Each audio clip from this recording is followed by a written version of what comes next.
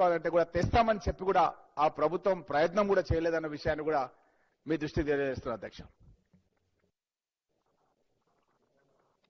గౌరవ కేటీఆర్ గారు గౌరవ ముఖ్యమంత్రిపై చేసిన సత్యదూరమైన వ్యాఖ్యలను రికార్డు నుంచి తొలగిస్తున్నారు.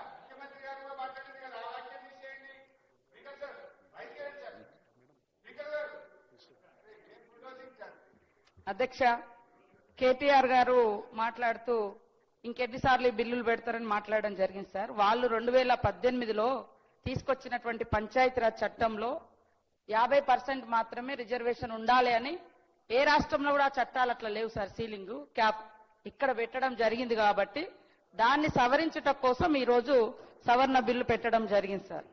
అదే కాకుండా ఆర్థికంగా ఏదో చేస్తారన్నారు. ఆర్థిక, రాజకీయ, సామాజిక అసమానతలు ఉన్నాయి కాబట్టే ఆర్థిక సర్వే చేయించడం జరిగింది.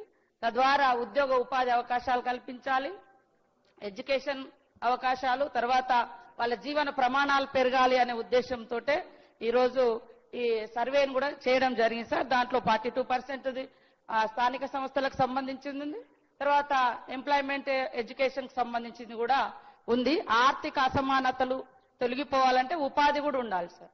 అందుకోసం ఎకనామికల్ సర్వే కూడా చేయడం జరిగింది సార్. అదే కాకుండా ఆ రోజు 50% సీలింగ్ ను మేము పెట్టలేదు, సుప్రీంకోర్టు పెట్టడం మూలంగా మేము అక్కడికి పరిమితమైనం అన్నారు సార్. మేము ఈ రోజు ఫైట్ చేస్తా ఉన్నాం. మరి మీరు ఆ రోజు ఆ కోర్టు తీర్పును సవాల్ చేస్తూ లేదా వేరే రకంగా ఎజిటేషన్ ఏమైనా చేసినటువంటి దాఖలాలు ఉన్నాయంటే ఏది జరగలేదు సార్. కాబట్టి వాళ్ళ ఉద్దేశం ఎట్లున్నది, ఈ బిల్లు రాకూడదు అనేది మనసులో ఉంది, ఈ రిజర్వేషన్ జరగకూడదు అనేది. అందుకనే వాళ్ళు కనీసం కులగణనలో కూడా పాల్గొని వివరాలు ముఖాముఖి ఇవ్వలేకపోయినరు. మరి మేము అక్కడ ఉన్నే చూసుకోండి అంటే అందరు రాష్ట్రంలో ఉన్న వాళ్ళు అందరు అట్లనే చూసుకోండి అంటే కులగణన జరిగేదా సార్? కాబట్టి అది బాధ్యతారాహిత్యమైనటువంటి పదాలు సార్. అదే విధంగా మా సీఎం గారి బంధువులు ఎవరో ఉన్నారన్నారు. కేసీఆర్ గారి కుటుంబంలో వాళ్ళ బంధువులు, వాళ్ళ చుట్టాలు కాంగ్రెస్ లో ఉన్నారు, బీజేపీలో ఉన్నారు, ఎక్కడెక్కడో ఉన్నారు. ఎవరో బంధువులు ఎక్కడో ఏదో చేసిరని దాన్ని పార్టీ సిద్ధాంతాలకు, పార్టీ విధానాలకు అండగట్టడం ఇది సరైంది కాదు సార్. ఇది తప్పు. అదే కాకుండా ఇంకొక కామెంట్ ఏం చేస్తారంటే, మేము చిత్తశుద్ధితోటి మా నాయకుడు ఒప్పుకొని 42% రిజర్వేషన్ ఇస్తామని ఒప్పుకున్నాడు. మనకు సెంట్రల్ ఎలక్షన్స్ కు 6 months ఉండే సార్. ఖచ్చితంగా గవర్నమెంట్ వస్తుంది, మనమైనా చేసుకోగలుగుతాం అనేది ఆశ. సేమ్ టైంలో బీజేపీలో కూడా మరి బీసీ ప్రధాని అని చెప్పుకుంటున్నారు. ఆయనైనా చేస్తాడేమో అని మాకు ఆశతోటి మేము ఎన్ని రకాల ప్రయత్నాలు చేస్తున్నాం. ఆ రోజు వీళ్ళు కూడా మరి 12% రిజర్వేషన్ ఫర్ ముస్లిమ్స్ అని చెప్పడం జరిగింది. కేవలం ఇక్కడ తీర్మానం చేసి అక్కడ పంపించారు అంతే తప్ప దాని మీద ఏమైనా ఫైట్ చేస్తారా? మరి వీళ్ళు ఏమైనా కేంద్రంలో అధికారంలోకి వస్తారని ఆలోచన ఉండేనా ఆ రోజు? మాకైనా ఆశ ఉంది.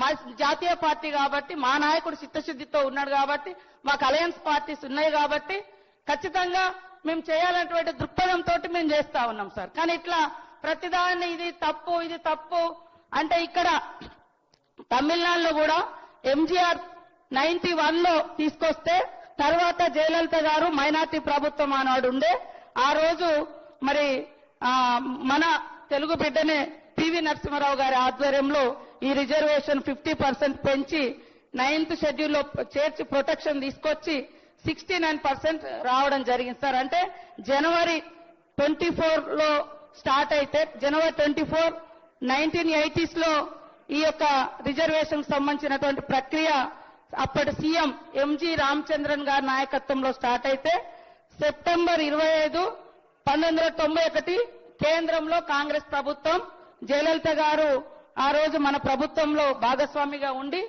మరి ఆనాడు మన ప్రభుత్వం కూడా ఇట్లాంటి అన్ని కూడా సానుకూలంగా ఆలోచించింది, ప్రజల డిమాండ్కు అనుగుణంగా చేయడం జరిగింది సార్. ఇప్పుడు కూడా మేమందరం ఒకటే కోరుతా ఉన్నాం, కేంద్రంలో ఉన్నటువంటి బీజేపీ ప్రభుత్వం దయచేసి ఇక్కడ ఉన్నటువంటి 8 మంది ఎంపీలు, మాకు 8 మందిని ఇచ్చారు, వాళ్ళకి 8 మంది ఇచ్చారు కాబట్టి ఇక్కడ ఇది రావాల్సింది కూడా ఎక్కడ ఉంది? కేంద్రం దగ్గర ఉంది. కాబట్టి ఇక్కడ ఉన్నటువంటి 8 మంది ఎంపీలు, దాంట్లో 2 కేంద్ర మంత్రులు ఉన్నారు, ఇక్కడ 8 మంది ఎమ్మెల్యేలు ఉన్నారు. సేమ్ టైంలో అందరికి తెలుసు కేంద్రం దగ్గర ఆగింది, కేంద్రం మీద ఒత్తిడి రావాలి, రాష్ట్రపతి దగ్గర కూడా ఆగింది. కాబట్టి గతంలో తమిళనాడులో ఇచ్చినటువంటి తీర్పులకు అనుగుణంగా రాష్ట్రపతి గారికి అదేవిధంగా గవర్నర్ గారికి కూడా సుప్రీంకోర్టు మన బిల్లును ఆమోదించమని తీర్మానాన్ని గైడ్ చేసే విధంగా కూడా రావాలని ఆశిస్తా ఉన్నాం సార్. మేమేదో బీసీలను మోసం చేయాలా ఇంకోవాలనుకుంటే ఇన్నిసార్లు తీసుకొచ్చే వాళ్ళమే కాదు. వాస్తవానికి మన గవర్నమెంట్ డిసెంబర్ 2023లో అధికారంలోకి వచ్చింది. మరి ఫిబ్రవరిలో elections, local body elections time అయిపోయింది సార్. మేము అట్లా దాటవేయాలంటే అప్పుడే ఎలక్షన్ పెట్టి తర్వాత చూసుకుందాం అనుకునేటోళ్ళం.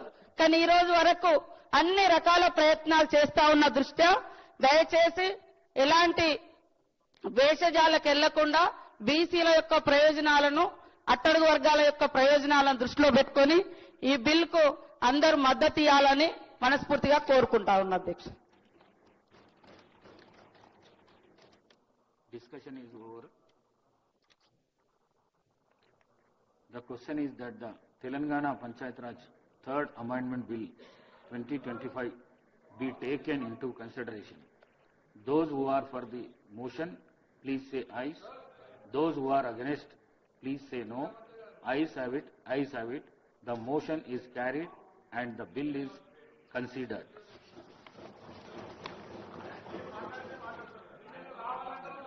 I shall now put the clauses to vote.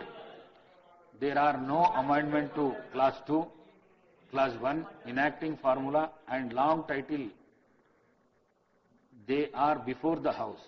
The question is that those who are for the clause 2, clause 1, enacting formula and long title, please say ayes. Those who are against, please say no. Ayes have it, ayes have it.